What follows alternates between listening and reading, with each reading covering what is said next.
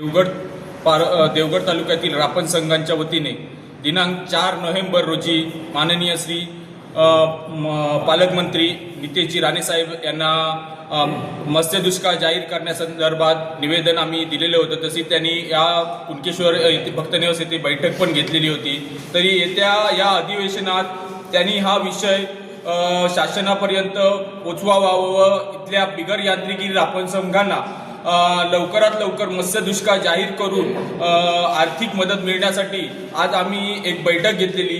जर या अधिवेशनात शासनाकडून कुठलाही पाठपुरावा झाला नाही तर आम्ही पुढे एक मार्ग अवलंबणार आहोत, ज्यामध्ये आंदोलन असेल किंवा येणाऱ्या ज्या निवडणुका असतील त्यामध्ये आम्ही कुठलाही पारंपरिक मच्छीमार कुठलाही सहभाग घेणार नाही आहोत, जेणेकरून हे आम्ही पोहोचविण्यासाठी शासनापर्यंत आज ही पत्रकार परिषद घेत आहोत। तुम्ही पालकमंत्र्यांची या संदर्भात भेट घेणार आहात का यापूर्वी?